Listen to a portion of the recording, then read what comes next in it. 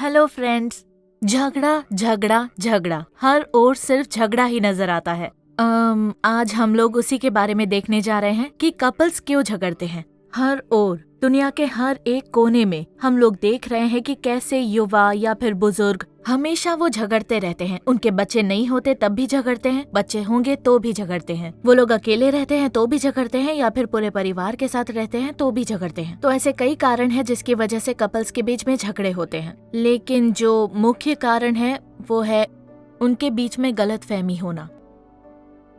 तो उनके बीच में गलतफहमी होने के कारण क्या है? उसमें से एक जो मुख्य कारण है वो सही संचार ना होना। उनमें से एक कुछ ऐसा करता है जिससे अगले व्यक्ति को लगता है कि उसे ये काम ऐसा करना चाहिए था। तो पत्नी के प्रति पति के मन में कोई गलत धारणा बन जाती है, या फिर पति को लगता है कि पति को यहाँ जाकर ये काम करना चाहिए था। तो इसी वजह से गलतफहमी होती है और फिर उनमें झगड़े शुरू हो जाते हैं। क्योंकि सही संचार नहीं होता, इसीलिए एक दूसरे के बीच बातचीत करके मैं यहाँ गया था, ये किया, या फिर मैं कहीं बाहर जाने वाला हूँ, मैं ये काम करने जा रहा हूँ, मेरे लिए प्रार्थना करना, और उनके जीवन में जो कुछ भी हो रहा है और उसके बारे में साझा करना। कुछ लोग बस चाहते हैं कि विवाह को सफल करने का बस एक ही रास्ता है कि कुछ भी ना करो और बस आराम से बैठे रहो और कहे कि मेरे लिए कॉफ़ी बनाओ, मेरे लिए चाय बनाओ, या तुमने मेरे लिए ये किया, तुमने मेरा वो काम किया है। ज़्यादा करके पुरुष वो अपने वैवाहिक जीवन में आराम करते हैं, अपनी कोई भी निजी बात नहीं बताते हैं, या उनका संचार साधन इतना अच्छा नहीं होता, और वही बात विवाह में समस्याएं पैदा करती है। वो अपने जीवन साथी के बारे में ठीक से जान भी नहीं पाते हैं क्योंकि वो ठीक से संपर्क नहीं बना पाते, और उसी की वजह से उनमें अच्छी संगति नहीं रहती। वो आमतौर पर एक छोटे झगड़े से शुरू होती है, और क्योंकि उन दोनों में सही तालमेल नहीं होती, इसीलिए वो एक दूसरे से बिल्कुल बात भी नहीं करना चाहते हैं। इसीलिए वो छोटी सी बात एक बहुत बड़ी बात बन जाती है, फिर एक से दूसरी समस्या हो जाती है। उस छोटी सी ही समस्या को हल कर देना चाहिए, जैसे कि अरे मैंने तो तुमसे ये लाने के लिए कहा था पर तुम ये ले आए। कई बार तो हम देखते हैं कि पति को ये भी नहीं पता होता कि दरअसल कहा जाए तो मेरे साथ भी ऐसा ही होता है। मुझे अलग अलग दाल के किस्म की जानकारी नहीं है। ये उदाहरण है, वो कभी उसे बयां नहीं करती है अपने पति के आगे। हाँ, उनको लगेगा कि पति इस विषय में इतने गंभीर नहीं है, वो उनकी बात नहीं सुनते। पत्नी चाहती है कि पति उनकी बात सुने, उनका सम्मान भी करे, पर पति को लगेगा कि मैंने कोई पाप तो नहीं किया, बस छोटी सी बात है, मैंने तो बस दूसरी सब्जी की जगह ये सब्जी उठाकर लेकर आ गया, तो उसके लिए इतना क्यों बिगड़ रही है। तो जो दूसरी व्यक्ति की जरूरत थी उसे लेकर वो उतने गंभीर नहीं रहते हैं। इसीलिए परिवार में कई झगड़े होते हैं जब हम हमारे जीवन साथी के दिल की बात नहीं जान पाते हैं, उनका सम्मान नहीं करते हैं, और वो नहीं करते जो वो चाहते हैं। हमारे लिए छोटी बात हो सकती है लेकिन उनके लिए वो बहुत बड़ी बात होती है। तो यही है, हमें हमारे जीवन साथी की ज़रूरत है, उसका सम्मान करना बहुत महत्वपूर्ण बनता है। और आखिर में छोटी से छोटी समस्या बड़ी बन जाती है। और हमने तो कई परिवारों में ऐसा देखा है कि बिल्कुल छोटी सी बात में कोई झगड़ा हो जाता है, पर बात तलाक तक पहुंच जाती है और वो अलग हो जाते हैं, और उनमें एक दूसरे के लिए कोई दिलचस्पी नहीं होती, इसीलिए बात करके कोई समझौता भी नहीं कर पाते। उन्हें बस अलग से अकेले ही रहना होता है। वो कहते हैं मैं अकेले ही खुश हूँ, वो कहते हैं मुझे इसके साथ अपना बाकी का जीवन नहीं गुजारना है। तो छोटे छोटे झगड़े बड़े झगड़ों में तब्दील नहीं होने चाहिए, या वो झगड़े ज्यादा देर तक टिके नहीं रहने चाहिए, और जो सामान्य झगड़े होते हैं उसके लिए भी समाधान निकालना चाहिए। ये जान लेना चाहिए हम किस बात पर झगड़ रहे हैं। परिवार में झगड़े और बहस होते रहते हैं, और कभी कभी उससे होना भी चाहिए, क्योंकि तभी एक पति और पत्नी के बीच की समस्याओं को लेकर समाधान पाया जा सकता है, संपर्क सही किया जा सकता है, तभी हम राय दे पाते हैं। तो हमें बोलना चाहिए, मन में जो है उसे बोलना चाहिए, तभी तो पति समझ पाएंगे या पत्नी समझ पाएंगी कि मेरे जीवन साथी को कैसा महसूस हो रहा है कि इस व्यक्ति ने मेरे साथ बहुत ही गलत किया है। उन्हें वास्तव में समझ आएगा कि हम जो चाह रहे हैं उसे पूरा नहीं किया जाएगा। तो इसीलिए बहुत जरूरी बन जाता है कि पति पत्नी बात करें, पर जिस तरह से हम बात करते हैं वहाँ कभी कभी गुस्सा बढ़ जाता है, और यही बहुत बड़ी समस्या खड़ी हो जाती है। और यही वो समय होता है जब हम बिना सोचे समझे कुछ भी बोल देते हैं, भला बुरा कहते हैं, हम उनके परिवार के हर एक सदस्यों तक को खींच लाते हैं, उनकी माँ, उनके पिताजी, उनके नाना नानी, और हम कई लोगों को इसमें घसीटते हैं जो हमारे जीवन साथी को बहुत उदास कर देता है। हम कई बार झूठा इल्जाम लगाते हैं जो कभी होता ही नहीं है। ऐसा भी हम हमारे जीवन साथी के बारे में बोलते हैं, इसी से उनका दिल टूट जाता है। जिस बात का झगड़ा है उसके कारण उन्हें चोट नहीं बिल्कुल पहुंचती, सही। पर जो इल्जाम लगाते हैं उससे चोट पहुंचती है।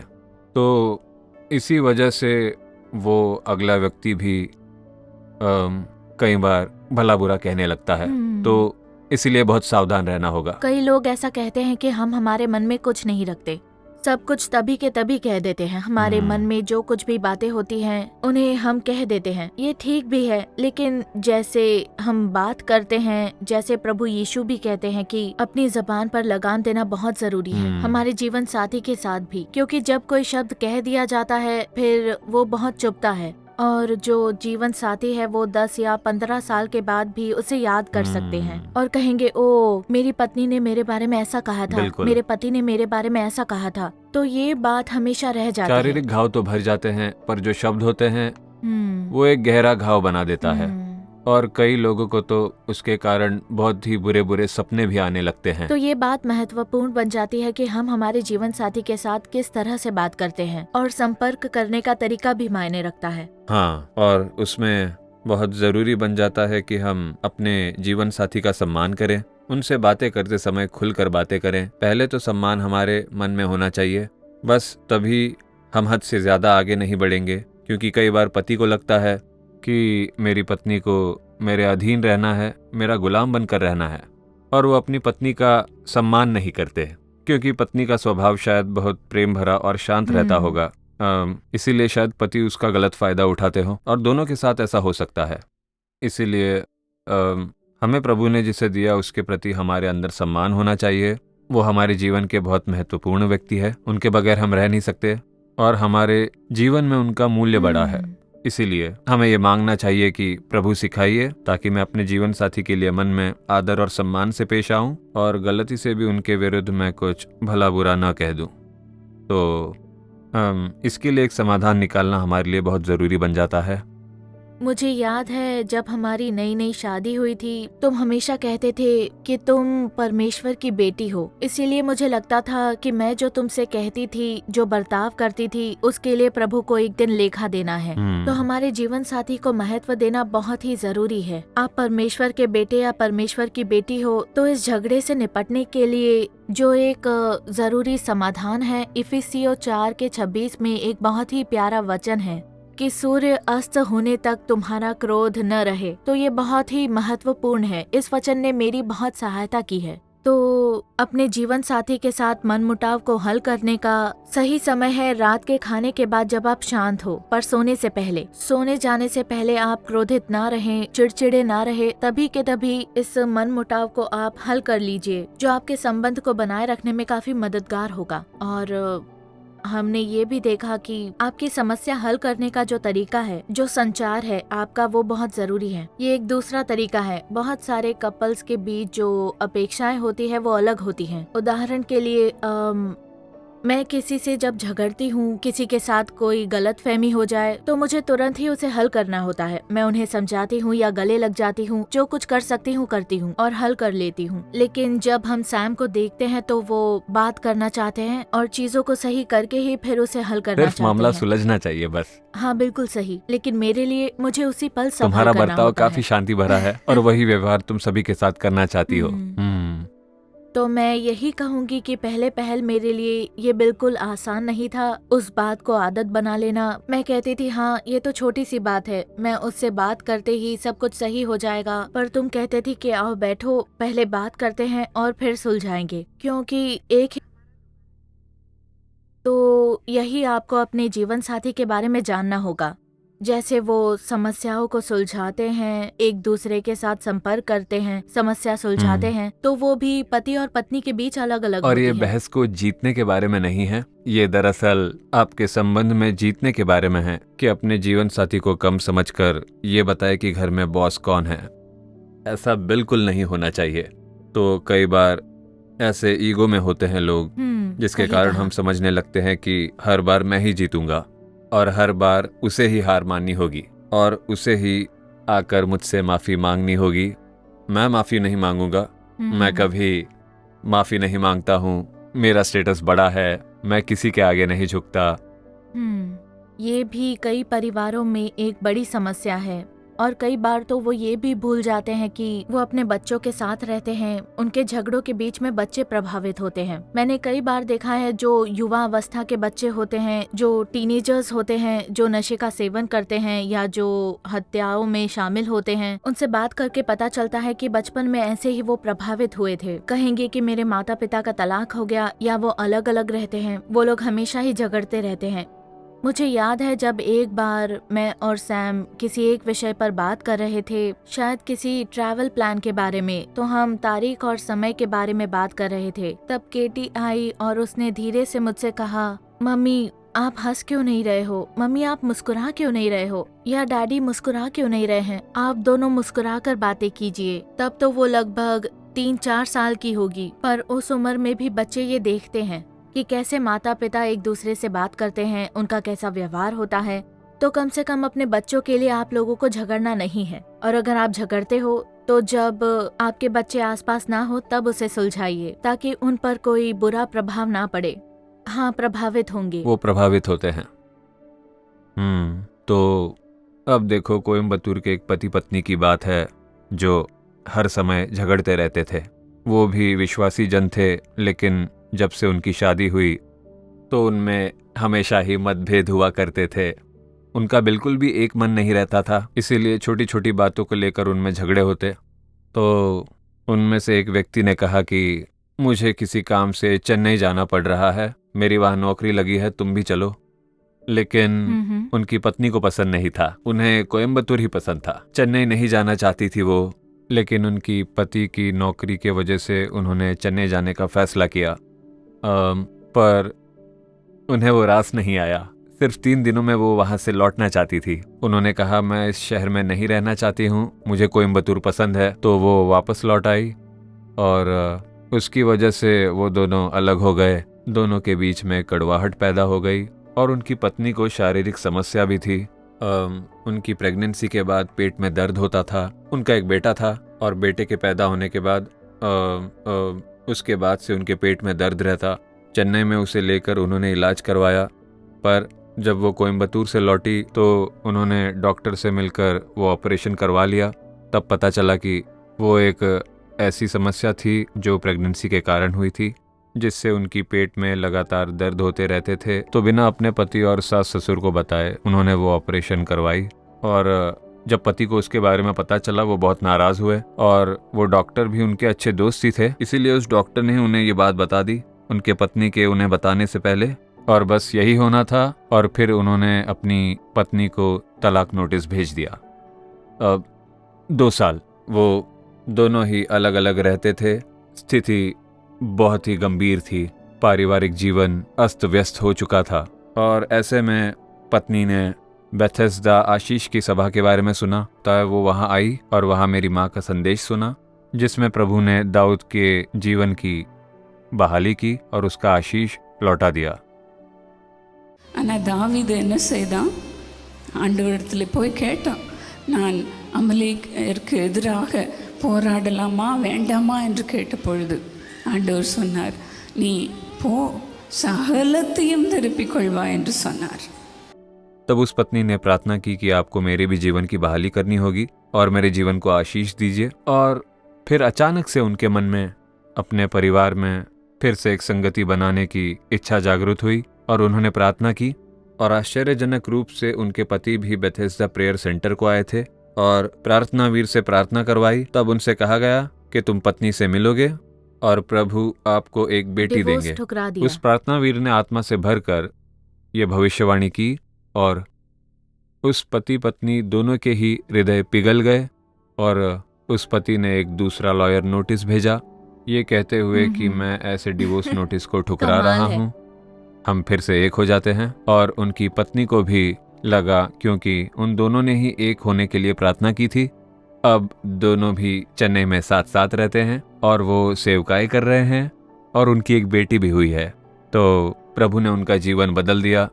और दोस्तों, आपके लिए भी वो ऐसा ज़रूर करेंगे। एक बहुत बड़ा चमत्कार आपका इंतज़ार कर रहा है। और इस समय हम प्रार्थना करेंगे कि प्रभु आपके जीवन में चमत्कार करेंगे ताकि पति पत्नी के बीच का हृदय एक हो जाए, वो एक दूसरे को क्षमा करें और उनके संबंध में एक परिपूर्ण शांति भर जाए। यही आज हम प्रभु से प्रार्थना करेंगे। और हम लोग ये भी प्रार्थना करेंगे कि झगड़े और झगड़े लाने वाली आत्मा परिवार से निकल जाए और पति पत्नी के बीच में एक दृढ़ संबंध बने, उनके वैवाहिक जीवन में प्रभु का प्रेम बरस जाए। प्रभु आपके जीवन में एक बहुत बड़ा चमत्कार करेंगे, तो विश्वास के साथ प्रार्थना कीजिए।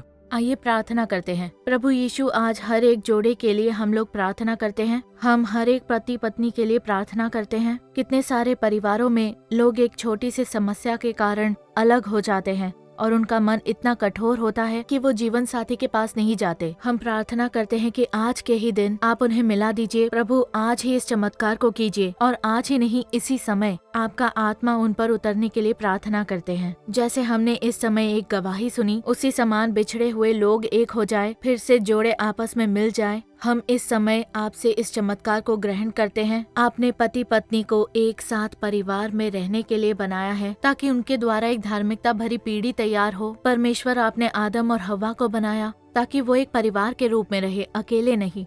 हर एक परिवारों में से झगड़ा पूरी तरह से दूर हो जाए। अगर कई सालों से वो अपने जीवन साथी के साथ नाराज हो, इस समय वो एक हो जाए। प्रभु, इसी समय उन्हें अपने जीवन साथी का फोन आ जाए, फिर से उनका मिलाप हो जाए। परमेश्वर, झगड़ा लेकर आने वाली सारी दुष्ट आत्माएं उनके जीवन से गायब हो जाए। परमेश्वर, उनके जीवन से दूर हो जाए। और हे प्रभु परमेश्वर, उन्हें एक बनाइए, उन्हें एक कर दीजिए। परमेश्वर, जो डोरी 3 तागे से बटी है वो जल्दी नहीं टूटती, और प्रभु आप ही उस 3 तागे में से एक हो। परमेश्वर, आपने अपनी वेदी के आगे उन्हें जोड़ा है उनके विवाह के दिन में, तो वो बिल्कुल भी टूट न पाए। प्रभु, आपकी उपस्थिति आकर उन्हें एक कर दे। प्रभु, हम इस समय प्रार्थना करते हैं उन लोगों के लिए जो झगड़ रहे हैं। वो अपने छोटे छोटे बच्चों के आगे झगड़ रहे हैं, वो अपने परिवार के सामने झगड़ रहे हैं, तो उन्हें एक ऐसा मन दीजिए ताकि वो सोने जाने से पहले ही मामला सुलझा दे। उन्हें अपने जीवन साथी को क्षमा करने का मन दीजिए। अपने पुराने समय में जो उन्होंने गलतियां की होंगी या एक दूसरे के बारे में बुरा कहा होगा,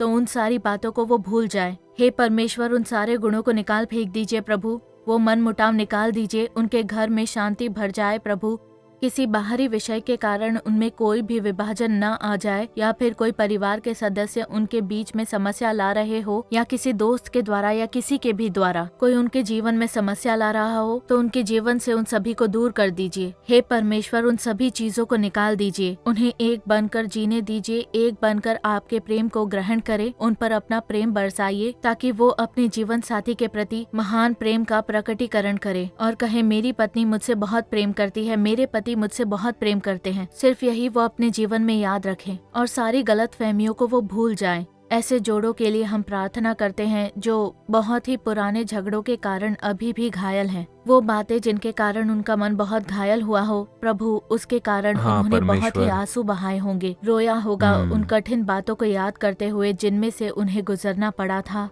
आपकी चंगाई का स्पर्श उनके ऊपर आ जाने दीजिए, उनके हृदय को स्पर्श करके उन्हें चंगाई दीजिए। वो उन सारी बातों को भूल जाए जिन बातों ने उन्हें घायल किया होगा, और वो अपने जीवन साथी से फिर से मिल जाए। उन्हें एक खुशहाल जीवन प्रदान कीजिए और उन छोटे बच्चों को आशीष मिले उनके माता पिता के संबंध के कारण। उन बच्चों पर आपका आशीष बना रहे, उनके घरों में आपकी उपस्थिति रहे। हर एक दिन उन्हें एक दूसरे के हाथ पकड़कर एक परिवार के रूप में प्रार्थना करने दीजिए। वो एक परिवार बनकर प्रार्थना करे। हे परमेश्वर, एक परिवार के रूप में घुटनों पर आकर वो प्रार्थना करे और आपका वचन पाए। सिर्फ आप परिवार को बांध सकते हो। दोस्तों, अपने जीवन में प्रभु यीशु को स्वीकार कर लीजिए। इस समय हमसे प्रार्थना करते समय उन्हें स्वीकार कर लीजिए, उन्हें स्वीकार कर लीजिए ताकि आपका एक खुशहाल विवाह जीवन हो और आपकी कोई और अपेक्षा नहीं होगी। प्रभु की ओर देखिए, वो आपको और आपके जीवन साथी को मिलाएंगे। यीशु के नाम में मांगते हैं, आमीन। हे प्रभु, आपके धीरज और शांति के आत्मा से हमें भर दीजिए। हमारे जीवन साथी के साथ पवित्र संबंध बने रहे। हर एक घाव से जूझने का धीरज दीजिए। हर एक झगड़े सुलझ जाए और समझदारी से निर्णय ले। हमारे मुंह से कोई भले बुरे शब्द न निकल जाए। प्रभु, हम में शांति का आत्मा भर दीजिए। हमेशा ही हमारे मनों में शांति भरी रहे, हमारे संबंधों में शांति। और जो ऐसे मन के लिए प्रार्थना कर रहे हैं उन्हें वो देने के लिए धन्यवाद। यीशु के नाम में आमीन। तो आखिरकार हम इस समय कुछ कमेंट्स पढ़ने जा रहे हैं जो हमें हमारे पिछले कार्यक्रम में मिले, जो हावी होने के बारे में हमने वीडियो बनाया था।